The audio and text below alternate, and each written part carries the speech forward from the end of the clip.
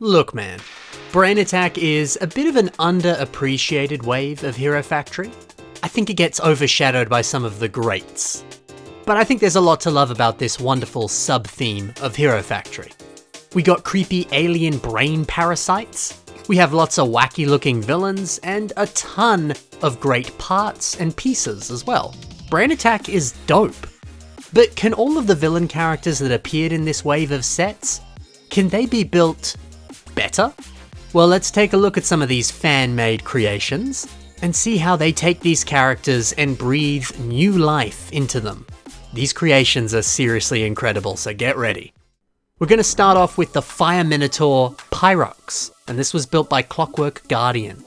So comparing this revamp to the original, you can see that they've really taken the concept of that trans-orange claw arm, which, you know, I assume the trans-orange here is meant to represent fire engulfing these claws.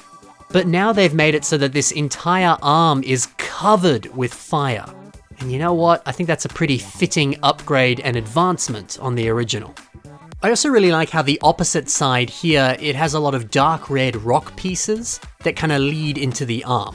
It's a really good look. But on the other side, the side with the lava arm, all of those dark red rock pieces, they've kind of just stopped. And out of this emptiness emerges this fire arm. You know, I think that's sick. It almost paints the picture that they had a big old rocky arm there that was similar to the other side, but I don't know, it was ripped off in combat, or it got damaged, or whatever. So instead, they just use their fire powers to sprout a brand new arm. That's really dope. And it's interesting to see like storytelling kind of layered into this design work. It's very impressive. And yeah, actually, the dark red rock pieces that are on that other side of the arm, what we were just talking about before, this looks so compact and so clean. And if you look closely, you can actually see that there's a second copy of Pyrox's mask just kind of embedded into the top part of the shoulder. That's really well done. Man, what an exceptional revamp. And we got another exceptional one. This is by Paulix Mock Building, and they've recreated the poisonous plant ogre called Ogrum. So let's start off by looking at this next door to the original set.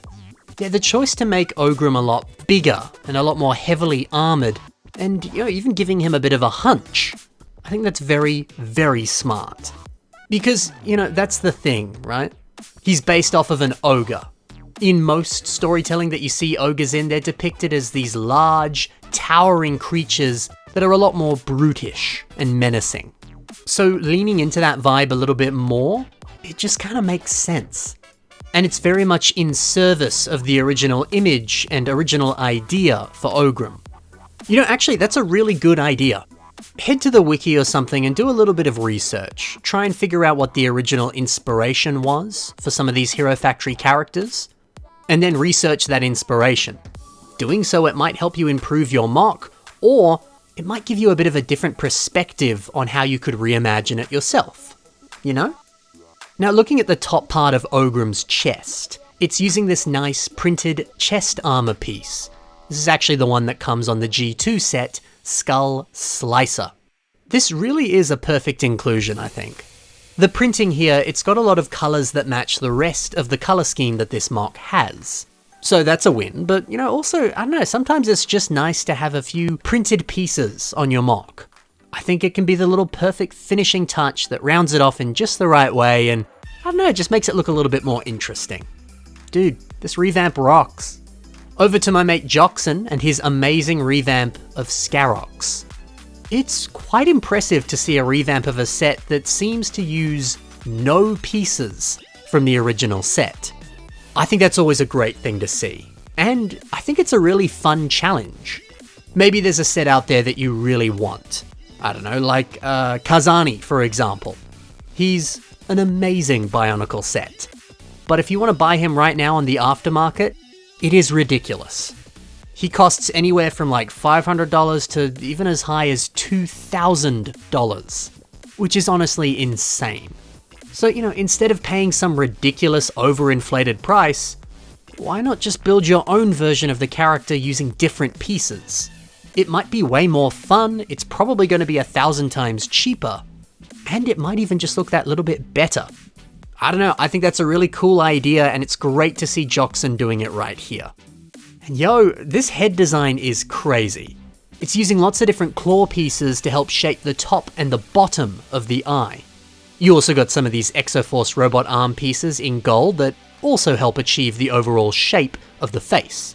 And then the actual eyes themselves. They're using the bottom part of these little lever pieces, and if you take out the antenna at the top, you get the perfect looking pupil. How cool is that? I also quite like this back design, just neatly tucking in Wenua Hordika's mask in the back. That is a brilliant part usage. The shape of this piece, it does perfectly pull off a quite nice hunched look. Classic Joxon, using pieces in genius ways. This next one here, it's called Makuta Golem, and it's built by 6R33D Mox. Okay, so technically not a revamp of Bruiser, the Hero Factory character that you're seeing here in this side-by-side image, but I mean, they certainly look like him. And you know, actually, I love this idea.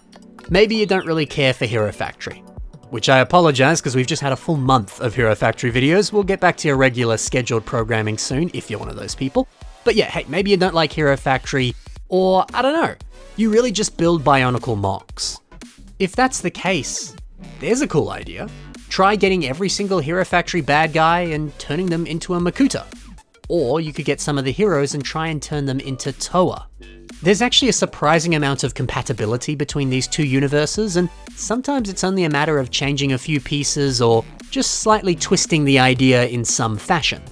I mean, heck, even just getting Makuta's mask and placing it on top of Von Nebula, that's enough to make them look like a Makuta. Sometimes it's a simple and easy thing to do. Anyway, look, I quite like this mock. These big old bulky hands with multiple fingers, those work super well. And then take a look at this back design. A lot of light bluish grey spikes sticking out everywhere, which, you know, looks like rocks.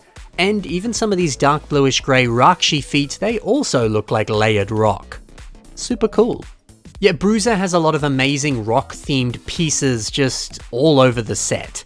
So if you're looking to make some sort of Golem villain, a rock monster if you will, then I highly recommend picking this set up and getting those pieces to build whatever you want. Build something like this. It's a good idea. Over to Icewolf, and this is their revamp of Frostbeast. Yeah, another wonderful example of buffing up a character and packing them full of armor, more spikes, everything. That I think is always one of my favorite, like, overarching ideas for a revamp. Taking the original set and doubling it in size, buffing it up, adding armor. I just love seeing it. But I don't know, I think this is cool for multiple reasons, this specific mock. Frostbeast is obviously based off of a Yeti. And if we're to look at some images of fictional Yetis, then yeah, you'll realize they're huge. They're very muscular, they've got a lot of fur. And yeah, I think a lot of the changes to the body design here, they really effectively capture that original source material, the vibe of a Yeti. So these changes feel incredibly necessary and incredibly fitting for the character. Plus, I quite like that we've got some of these red spikes still on this mock. That delightful little pop of red looked really good on the original set and looks wonderful here as well. But I quite like this next one. This is Aquagon Prime, and it's built by Mitch Henry. This one is much taller than the original, and I like that it seems to be wearing some kind of sci-fi armor. Very different, but I mean, it looks good. And yeah, on that, this face and even the shoulder design, this has to be my favorite part. They're using the mask that comes on Nokama Metru, the one that you're seeing right here.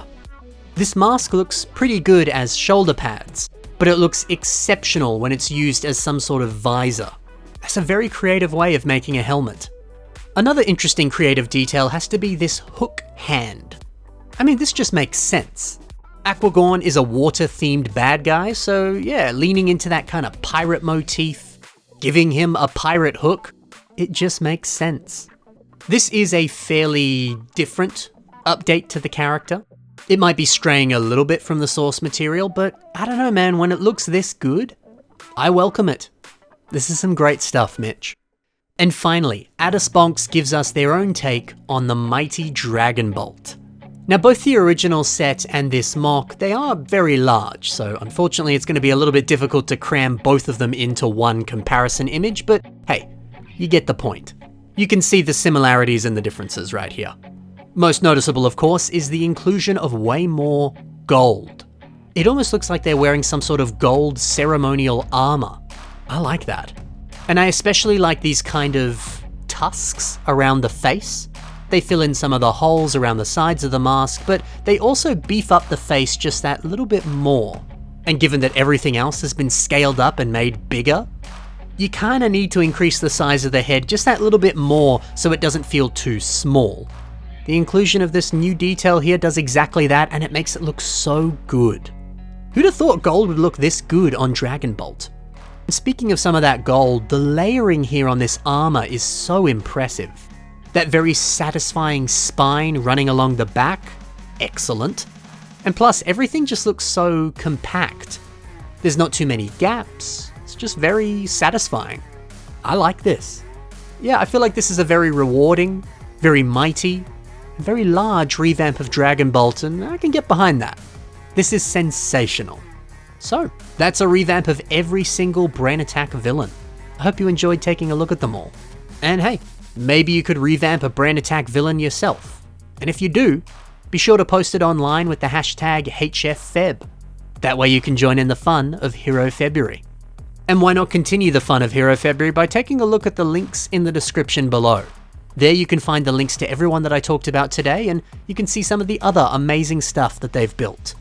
By taking a look at their other stuff, you'll get even more inspiration, and you'll be more than ready to build a Bionicle or a Hero Factory mock for yourself. But that's all for today, guys. Thank you so much for watching.